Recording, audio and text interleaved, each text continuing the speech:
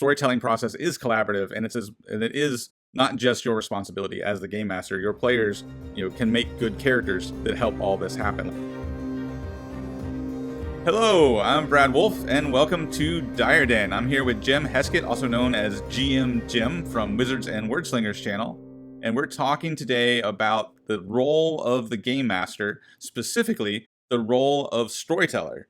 So welcome, Jim. Hello, Brad. Thanks for having me.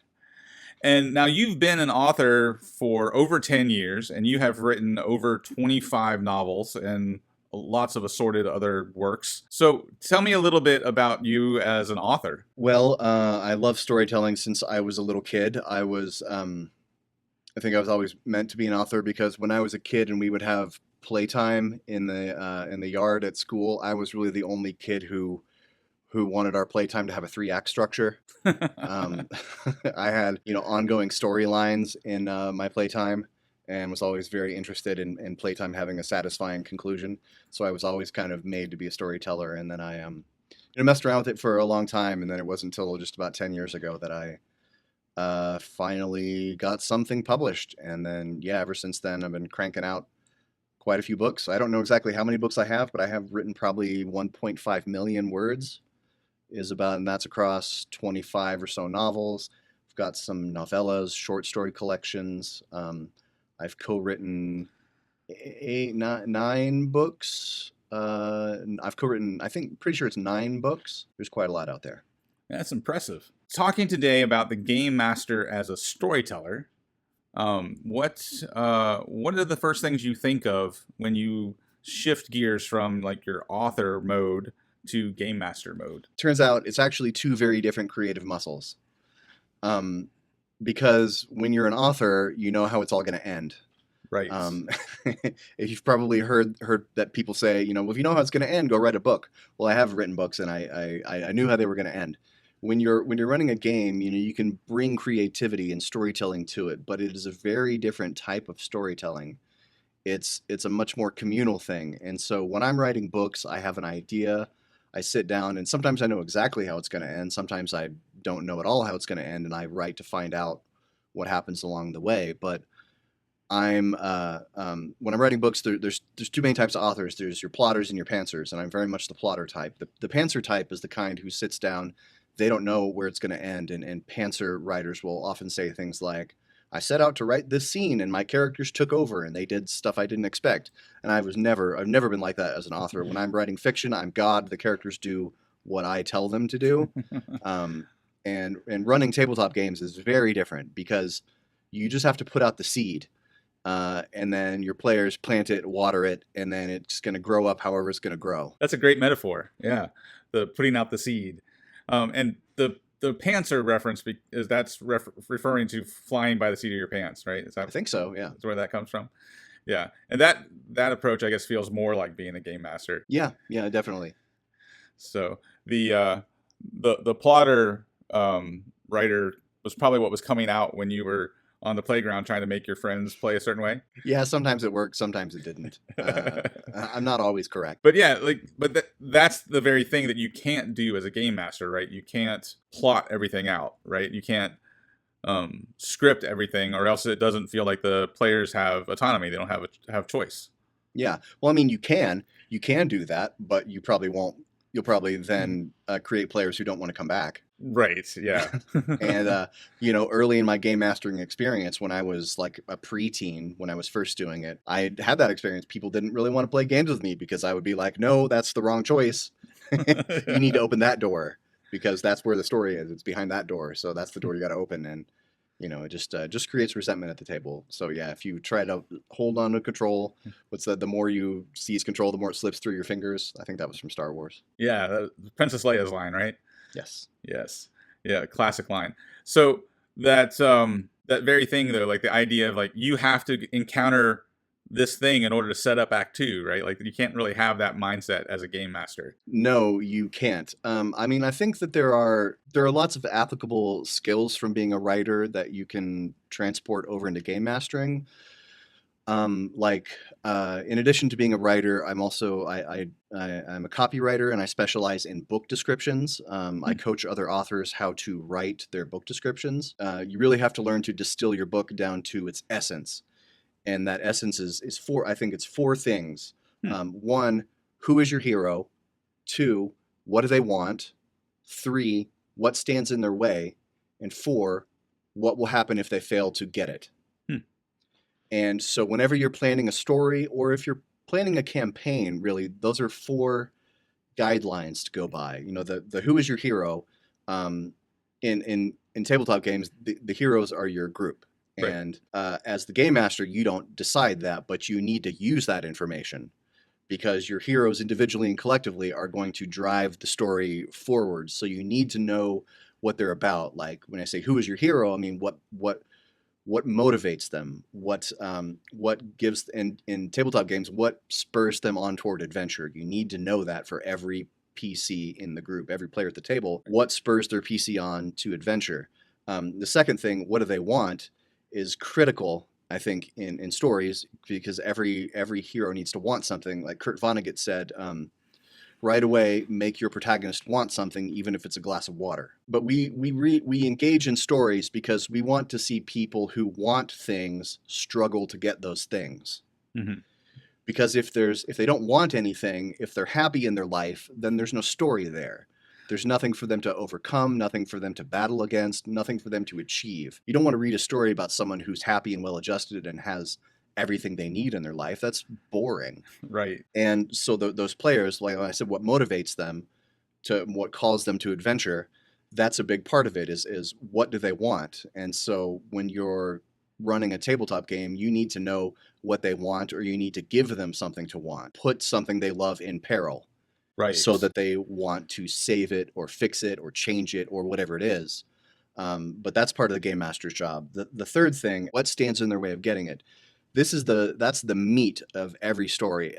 Every story is built around conflict. The call to adventure is when something significant changes in the hero's life and they have to go out and get something, and something is going to stand in their way. That is the lich who comes down from the mountains and says, everything in this valley belongs to me now.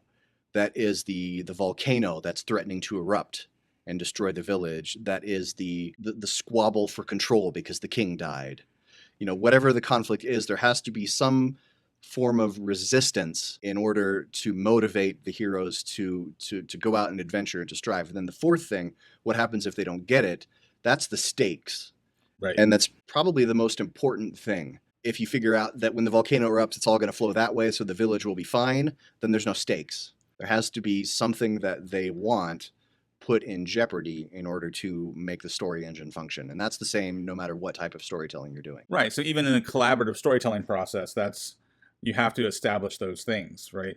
And that can be done in a lot of ways, I guess, right? Like it's because it's kind of up to you and your table how much of that is collaborative. At least some of that is going to be collaborative, right? But the question is how much of that is collaborative, and then it's a matter of communicating that back and forth between you and your players to establish all of those things, right? Depending on the table, there are different levels of collaboration desired. I've played in groups, and I've run groups where they mostly want an NPC to point them toward the bad guy, Hmm. and that's the kind of play they like. A few months ago, I read this fantastic book on the recommendation of Ginny D. I think it's called the Game Master's Proactive Guide to Role Playing. Pretty sure all those words are in the title, but they may not be in the right order. But it's essentially just a handbook to how to build a campaign out of what your players want to do. When I'm playing a game, I want to build a character that wants something, and I want to be able to influence the campaign goals based on what my character wants. Because I don't want to just play in a set story where an NPC is always pointing me toward the bad guy. I want to decide what's important to my character, and Right. as a group, decide what's important to us, and then we go achieve that. Yeah, well, that's very similar to my campaign design process. I have a series of videos on where I recommend using 4 feuding factions. So you come up with 4 factions, and you, as the game master, don't decide which one of those factions is the big bad, Mm. right? So you put the 4 factions in play and you establish your conflicts between those factions. You kind of label 2 of those as the most, recognizable conflicts, the most overt conflicts. So when you introduce it to your players, it's like, here are these 2 overt conflicts between these 2 major factions. And then here are the other 2 factions. And then kind of that same kind of thing. How does this inspire your character? Right. Mm-hmm. So session 0, you kind of lay out the structure of these factions in the world. And then your players kind of make their characters with that information in mind. And then once you start playing, you kind of discover along the way which faction is really going to be the big bad based on how the players interact with them. One thing that I do carry over from my fiction is I write mostly thriller and spy fiction and crime noir. I mean, all of my fiction is kind of noir-y in that it's all moral grayness. I very rarely write the Dudley Do-Right kind of pure of heart hero. My heroes are all like ex-cons and former bad guys who are trying to fly the straight and narrow, which is what I'd like to play in D&D too, the former criminal. But I really like to bring that kind of moral grayness into every game I run in. And in that example, if I had 4 factions, I would want to make sure that, or I would at least attempt to have the group meet at least 2 NPCs from each of those factions. Mm-hmm. And each of those NPCs can show the group a different side of that faction. Right. There'll be one person from the faction who's, say, like a devout believer, and it is like, my faction A, is the best faction in the world. We're trying to save everybody and build orphanages and do the right thing. And then you'll have another person from that faction who's like, this faction is corrupt. It's rotten from the inside out. And if you can show both sides of every faction to the players, then they can really make up their mind. Right. Because, it's super easy to tip the scales there. If they meet somebody from faction A who's like super cool and seems like a totally good guy, then you meet someone from faction B who's really not a good person, you're pretty well tipping the scales there and who the players are going to relate to, right? Right, exactly. And oftentimes I'll start the campaign that way because, just to get the ball rolling. Have a clear-cut good guy, bad guy scenario. But then after the first dungeon, right, or the first, level of encounters, then I'll introduce that second NPC, to show the different sides of the factions, to then start to get the players guessing. And that way you create that dramatic tension, right? Yeah. Wait a second. We just did this thing for this faction that we thought were the good guys. Are we the bad guys now? Yeah. The other great thing about that is if your players are really taking ownership, then they can figure out if they want to destroy the faction from the inside, like play, the NPC 1 against NPC 2, and kind of create turmoil within that faction and kind of sabotage the faction. And that's great when the players latch on to those kind of ideas. Yeah, absolutely. I think we did a pretty good job of just kind of giving an overview of storytelling and how to kind of put some tools out there for players to interact with to create that collaborative process. Mm-hmm. But another part of storytelling is also pacing, right? And that's one of the roles as the game master, is being able to pace the game for both the story purposes as well as just the fun of the game itself, right? Mm-hmm.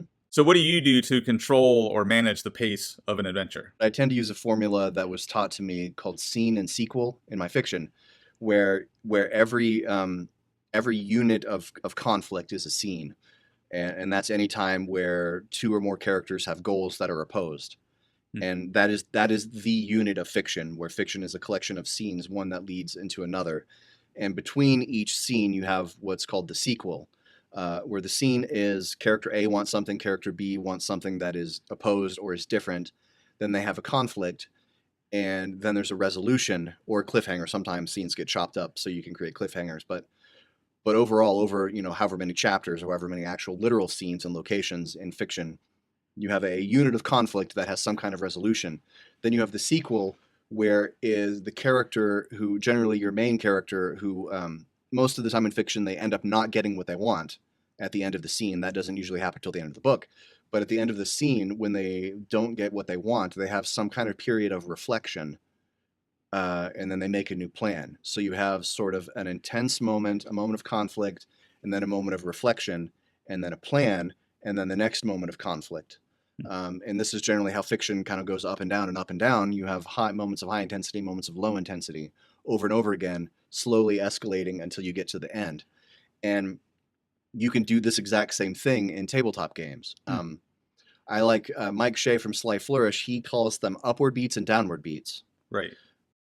That's a good way to measure and to regulate the pacing of a game. After you have a super intense combat, you can have a downward beat where the characters reflect.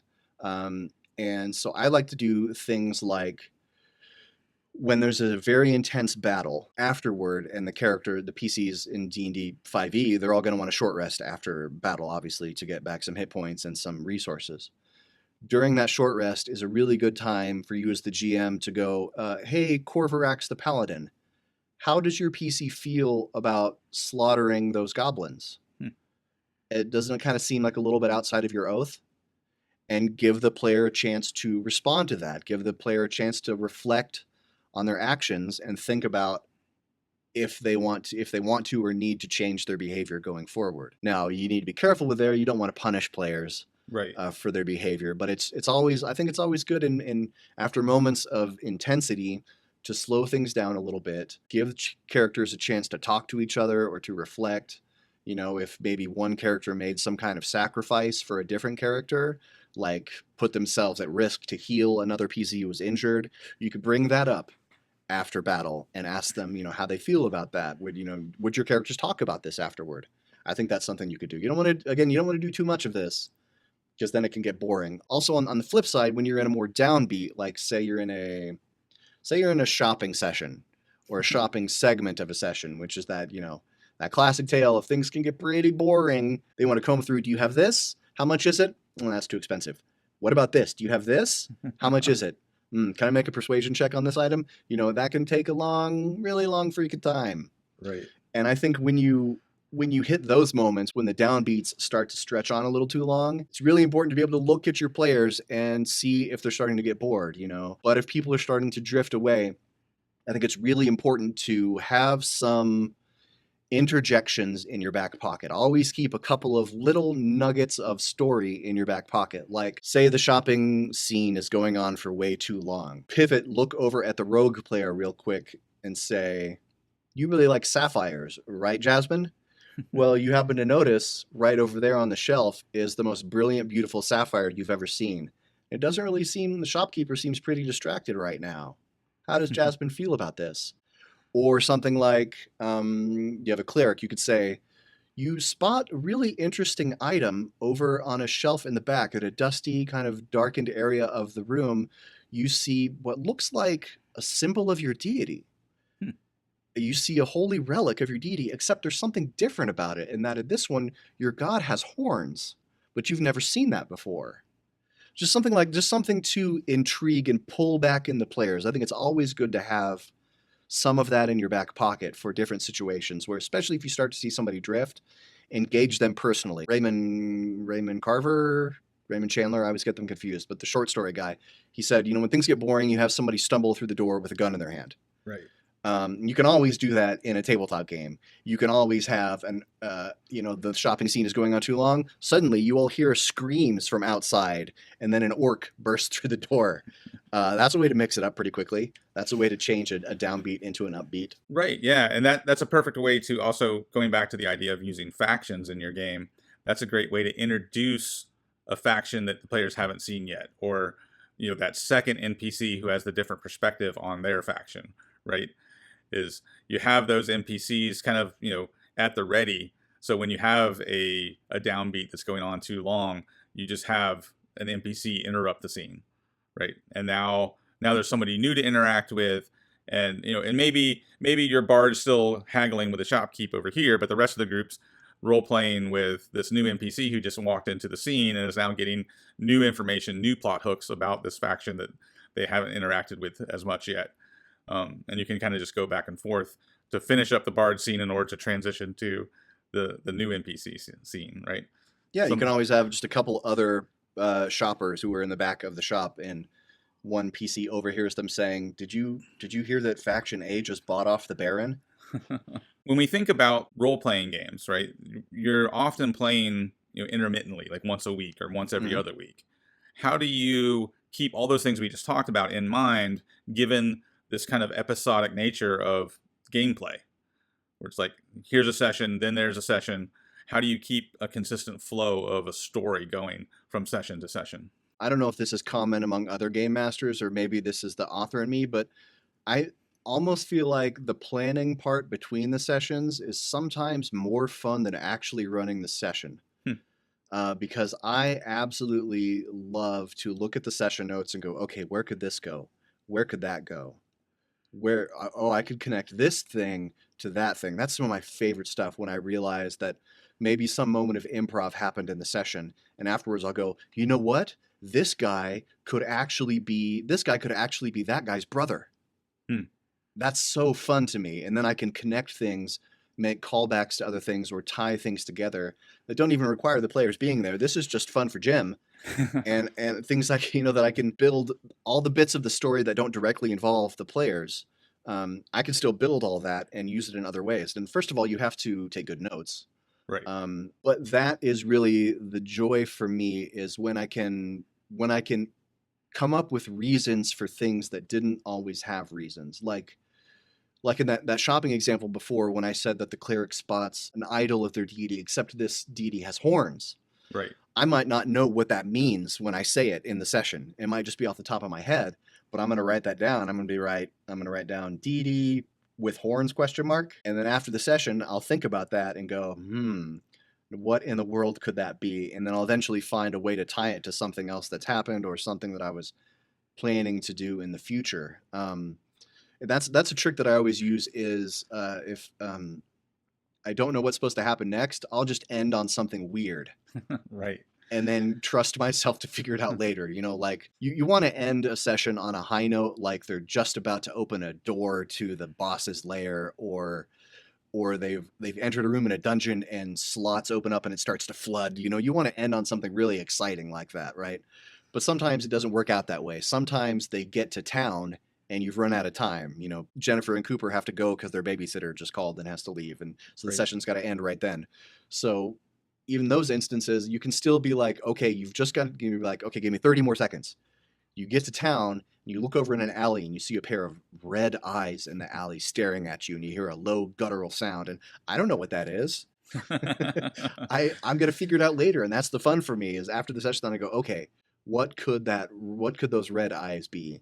And I'll look back at previous session notes and be like, oh, maybe it could be this thing. Maybe that beady red-eyed creature, once they encounter it, also has the holy symbol of the deity with the horns on his head, right? There you go. Yeah. Mm-hmm. I think you're absolutely right that is the best place to spend your energy as a game master. Like, I have my whole campaign prep process to give you a structure before you start. And I think that's good. But what really where the meat of storytelling comes in is that, those adjustments you make and that creativity that happens in between sessions to build, the story moving forward, right? Yeah, one of the things in every campaign I've run, I keep a section in my notes called NPCs in the stable. And these are NPCs who are not dead, still living, but are not currently in the picture. Yeah, and then I'm assuming those are there kind of like in your back pocket in that stable, right? That you can pull out at a moment's notice and interject. Yeah, because the players love it when they go to a new town and they see someone they recognize. Mm-hmm. That's always fun. Or they see someone they know in an unexpected place. And that's always a great way to give exposition, too. We're like, oh, I'm here because I heard that Faction C was doing blah, blah, blah. Yeah, in my campaign prep process, I call those the 8 eccentric NPCs. That when you start a campaign, you want to have like 8 NPCs who are not nailed down to any one location, and you want them to be kind of weird and memorable. And then those 8 NPCs you can interject whenever you need somebody. And yeah, so that idea of having that stable or those like characters in your back pocket that you can pull out whenever you need them is a very useful tool for sure. Yep. One thing that's interesting that I just kind of realized about myself as a game master as we were talking kind of through this process of like prepping between sessions is I realized early on in the campaign, I am prepping a lot between sessions. That when I first start a campaign, I think it's twofold. One, I'm really excited about the campaign. And 2, there's not much of the story structure in place yet. So that work between sessions feels really good because you're accomplishing something with it, but also you're really trying to figure out what's going to happen next, right? With each week between your game sessions. Mm-hmm. And what I've noticed is that the closer I get to the end of the campaign, the less I do that. There's less prep between sessions, because as we get closer to the end of the campaign, I think it's because, and this is the realization that I'm just kind of having, is that once you're far enough along, like once you're across that midway point, you kind of have a sense of where things are going to end up. And so that takes less prep between sessions the closer you get to the end. Yeah, you want to open fewer mystery boxes near the end, and you're spending more time closing them. That's a good way to say it, right? Yeah, you're closing up those mystery boxes as you're getting it to the end of the campaign. Yeah, I tend to over prep because I enjoy it. But then what I discover is that my players almost never get as far as I think they're going to get. So sometimes I will prep, and then I don't have to prep again for a month. Right. Because I've thought of so many things that could happen, and they barely scratched the surface. They spent 90 minutes in the shop, and then they spent 30 minutes talking to the goblin piano player in the tavern. And then there was a quick combat, and so everything that I thought was going to happen in the session didn't happen. So I can reuse that prep and adjust things. Of course, then I'm going to make the goblin piano player secretly the underboss of Faction D. Right. But that's about all. So yeah, sometimes I have to do no prep at all because. Right. Yeah. Well, especially if you end with that cliffhanger, right? If you end with a cliffhanger, then your strong start is ready to go next session. Yep. And if they didn't make it through all the prep you did last week, then you've got all that prep left over for this week. So you've already got your strong start. You've already got most of your prep done. And I think that's the momentum, right, of the campaign. I think when the campaign's kind of firing on all cylinders, you can find that momentum, and you can find yourself doing less work than, because you've done so much work previously, if that all makes sense. Yeah, and also especially if, as you go along, if your players become more engaged in defining their own goals, right, then you have less prep to do in general. Instead of coming up with plot hooks, if they're coming up with their own plot hooks, all you have to do is build the framework around it. I really love that when they come up with their own stuff, their own goals and desires. It makes my job way easier. Right, yeah. I love it when they decide, okay, this leader from Faction A, he's the bad guy. Like, they make that decision. Faction A, they are the evil ones. We are going to tear them down. When they make that decision, then you have a course, you have a direction. And then if you have any mystery boxes from your other factions, you can start to wrap those up as they drive towards the end of the campaign, which is going to be facing off against the big bad from Faction A. Probably leads to another question here. How do you know when you're at that point? How do you know where you're towards the end of the campaign and it's time to start wrapping things up and doing that final drive for what'll eventually become your third act, right? Yeah, that's a really good question. One thing I like to do is I like the Dungeon World concept of fronts. Mm-hmm. And so I keep two lists in my campaign notes. I keep the active known fronts and the active unknown fronts. The active known fronts are generally the things that the PCs are working on. Mm-hmm. These are their goals. The active unknown fronts are the things that are going on that they don't know about. This is the villain's secret plan that they haven't discovered yet. Right. And once you're out of unknown, once all the unknown fronts have moved into the known fronts, then I feel like you're moving toward the end. Yeah, and when you don't have any new fronts to introduce. But that's generally it, when there's no reason to open new mystery boxes because the players know what they want to do and they feel like the end goal is in sight. I feel like that's more up to them.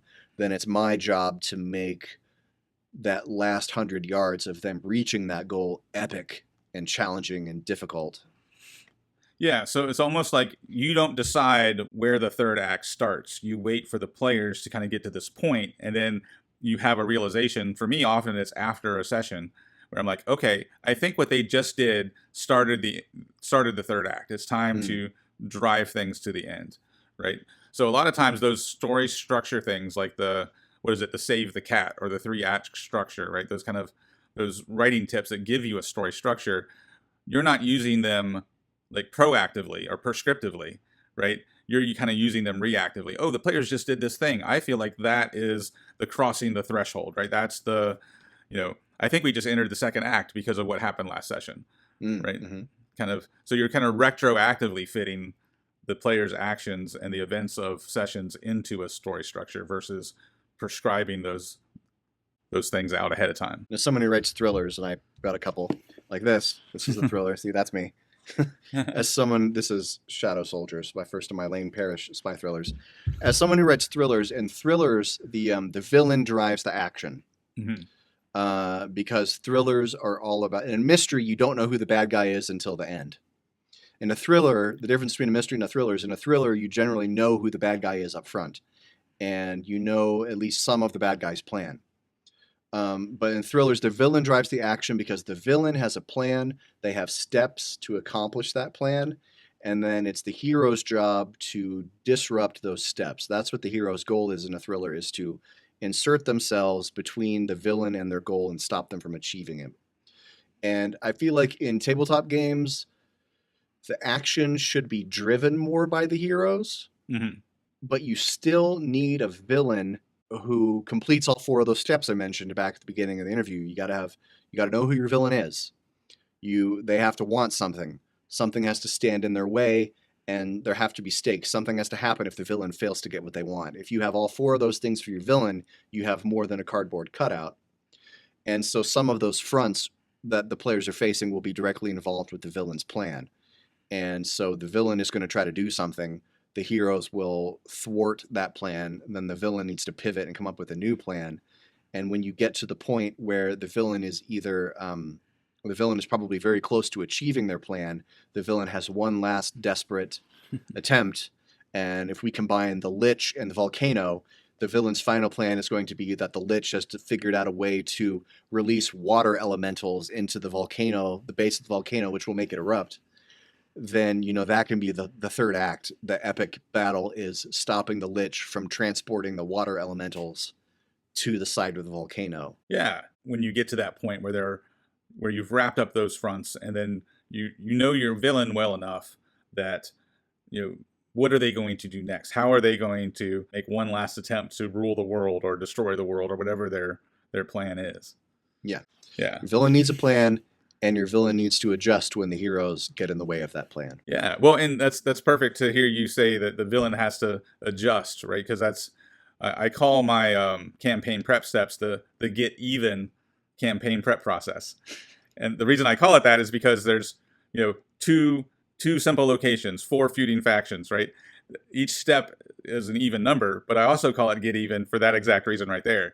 You want to think of your villains as trying to, get that plan back in place after the players mess it up. How's the villain going to try to get even? How are they going to try to get back on track after the players mess things up? Yeah, your villain needs to have a multi-step plan, and the plan needs to be such that the heroes know about it.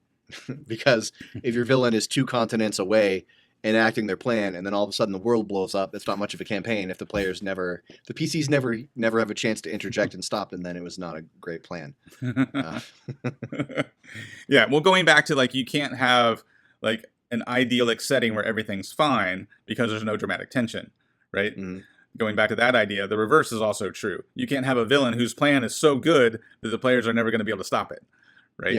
Yeah. You want to find that sweet spot in between where there's these conflicts that are about, and the players can get in there and muck things up even more until you land on a story that's going to take you to a conclusion. Yeah, and I guess to tie all that together with player agency, but also a villain having a plan, I think in a thriller novel, you start with the villain's plan. But in a tabletop game, you start with the player's desires, and then you create a villain who would be in opposition to that. Like if the hero's desire is to safeguard their Fey forest from outsiders, then you need to create a villain whose goal is to get into that Fey forest and cause problems, because that Fey forest has a magical waterfall that guarantees everlasting life, and the villain wants that waterfall.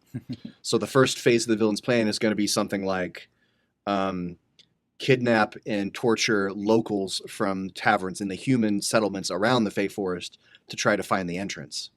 So you start off the campaign with the players hearing about people going missing from these taverns and all these various locations. And then they're going to react to that. The villain is going to find out that they're people on his tail now, so he's going to react and pivot, come up with a new step of the plan like that. Right. Yeah, and that's some great advice. And I think overall, right, that however you do it, however you take pieces of what we just discussed, right, the overall goal here is to be collaborative, let the players have agency, but at the same time look for those opportunities to drive the narrative within those collaborative choices. Yeah, my most simple, best advice for running a campaign is don't prep plots. Prep NPCs, locations, and events. Because a plot has an ending in mind. Right. But an event is just a thing that happens, and then your players decide what the plot is through their actions in reaction to the event. Yeah, that's a good way to describe it all. Well, thanks for coming on the show today. And do you have anything you want to pitch or tell us about, or what do you got going on in Wizards and Wordslingers world right now?